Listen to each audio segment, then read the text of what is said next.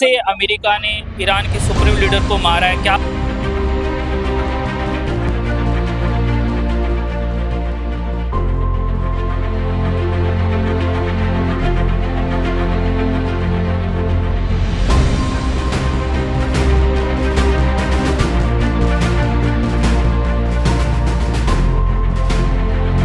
में देखिए तो इस तरह की तारीख है। इसलिए चाहिए हिंदुस्तान को कि वो जो हमारे पुराने जो हमारे लीडरान रहे हैं उनकी रविश पर आगे बढ़े। नहीं है, शहादतों का सिलसिला जो है हजरत अली के दौर से, इमाम हुसैन के दौर से चलता आ रहा है। ये एक विरासत है।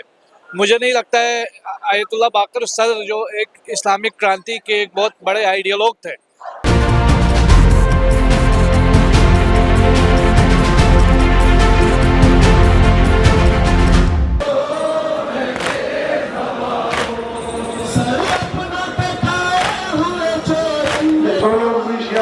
अमेरिका ने ईरान के सुप्रीम लीडर को मारा है, क्या बोलेंगे सर? काफ़ी टाइम से वॉर चल रही थी इजराइल और ईरान की, और उसमें सुप्रीम लीडर का मारा जाना, मतलब उसको लेकर क्या बोलेंगे? ये तो एक सिलसिला है। जो लोग ईरान से और इस्लामिक रिपब्लिक के क्रांति के आइडियोलॉजी से वाकिफ़ नहीं है उनके लिए नई चीज़ है, लेकिन जो मकतब करबला और आशुरा से वाकिफ़ है ये कोई नई चीज़ नहीं है। शहादतों का सिलसिला जो है हज़रत अली के दौर से, इमाम हुसैन के दौर से चलता आ रहा है। ये एक विरासत है।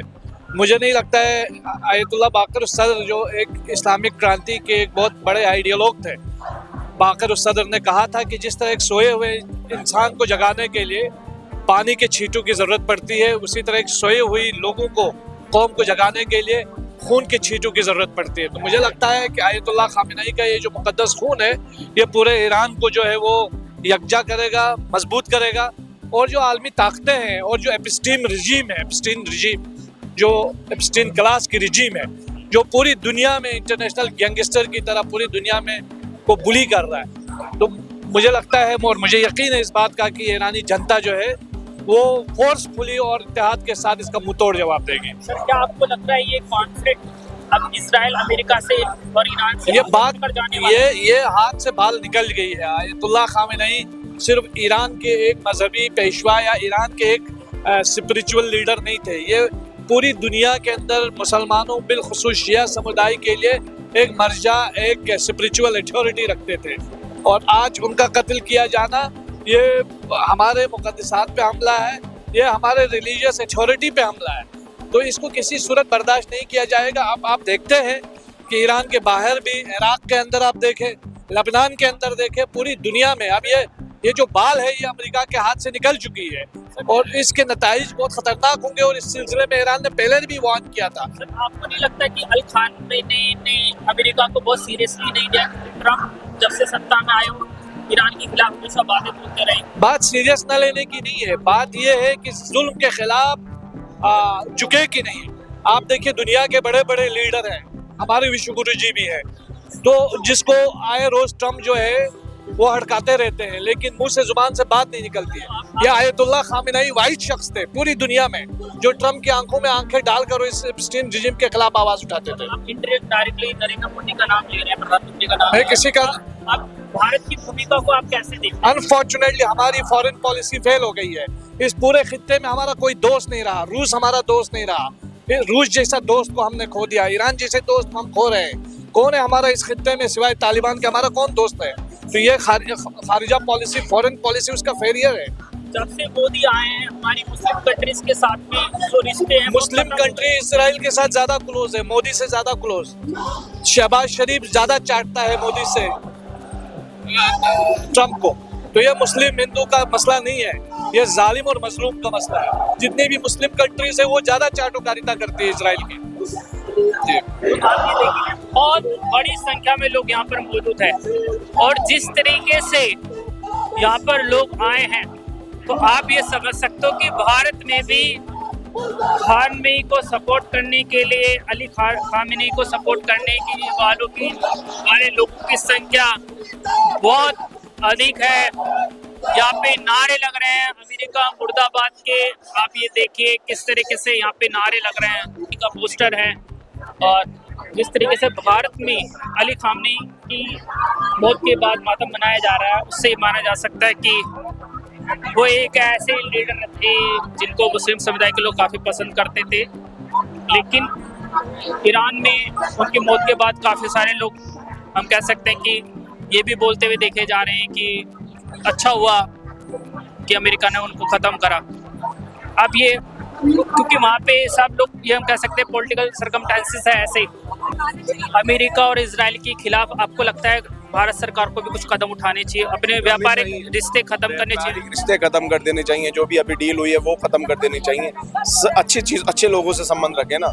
हमारे कभी देश का, राम जी के देश है, ये कभी नहीं चाहता कि ये अहिंसाकारी, आप पहला अटैक करने वाला अहिंसा वाला होता है। तो अटैक किसने करा? पहले किसने अटैक किया? बताइए ना आप, किसने अटैक किया? इसने नेतन्याहू ने और ट्रम्प ने अटैक किया। तो बस और क्या, सिंपल सी बात है, इन्हें लोगों को साथ छोड़ दे, हमें सुकून है। जिस तरीके से अमेरिकी हमले में अली खामनेई का मारा जाना, क्या मतलब? ये अमेरिका का कायरतापूर्ण हमला है जिसमें आतिजा अली खामनेई शहीद हो गए। हम इस हमले की मजम्मत करते हैं। सभी लोग यहाँ पर अमेरिका के कायराना हमले की मजम्मत करने के लिए आए हुए हैं और इकट्ठे हुए हैं। अभी जुमा 8 दिन का है, लेकिन हिंदुस्तान और ईरान की तारीख आप देखेंगे कदीम दौर से, तो दोनों के रिश्ते बहुत स्ट्रांग हैं। फिर हिंदुस्तान अहिंसा परमो धर्मा का मुल्क है, तो इस एतबार से हम यही कहेंगे, सरकार से मुतालबा करेंगे कि आप हक की तरफ आएं, आप ऐसे जालिमीन के साथ मत खड़े हों, क्योंकि वो तो बदनाम ही हैं। अगर आप उनके साथ खड़े होंगे तो आप दुनिया के सामने बदनाम हो जाएंगे। तो आप मत खड़े होइए, आप हक परस्तों के साथ और उनके साथ की जो गांधी के साथ चलते उनके साथ खड़े हो। लेकिन सर, भारत का जो रुख अभी तक सामने नहीं आया है, क्या आपको लगता है कि सरकार को इसका विरोध करना चाहिए? देखिए, सरकार जो है वो क्या फैसला लेती है, किस तरीके का फैसला लेती है, वो अभी देखा जाएगा। लेकिन हम लोग इसीलिए डिमांड कर रहे हैं। हम लोग क्यों मांग कर रहे हैं? वो इसीलिए कि सरकार अपना रुख क्लियर करे, अपने बताए। और ये बिल्कुल ईरान जो है वो एक अच्छा दोस्त है। आप देखिए, हमेशा ईरान हिंदुस्तान के साथ खड़ा रहा है। सस्ता तेल अगर मिलता है तो ईरान से मिलता है, और भी बहुत सारे हमारे रिश्ते, एजुकेशनली रिश्ते जो हैं। और ईरान ने आज तक हिंदुस्तान को किसी एतबार से आप देख लीजिए नुकसान नहीं पहुंचाया। हमेशा जो है हिंदुस्तान के लिए लब्बैक का है। कश्मीर का मामला है तो हिंदुस्तान के साथ ईरान हमेशा खड़ा रहा है। आप जाकर के यूएनओ में देखिए, तो इस तरह की तारीख है। इसलिए चाहिए हिंदुस्तान को कि वो जो हमारे पुराने जो हमारे लीडरान रहे हैं उनकी रविश पर आगे बढ़े और जालिमीन का साथ छोड़े। एक आखिरी सवाल, जो भारत के लोग ईरान में फंसे पड़े हैं और वहाँ पे भी नहीं, हमारी सरकार जो है देखिए हमेशा ऑपरेशन चलाया है, उनको लेकर के आई है। और हम उम्मीद करते हैं कि इस बार भी उसी अंदाज से, सिर्फ ईरान में नहीं, इजराइल में भी 10,000 के करीब लोग हैं। इसी तरीके से 50,000 के करीब जो है वो 60,000 करीब ईरान में है। तो वो उन्हें सरकार ज़रूर तदबीर करेगी, मिशन चलाएगी और उन्हें लेकर के आएगी। उम्मत मुसलमा के लिए आज ये बहुत बड़ा गम का दिन है।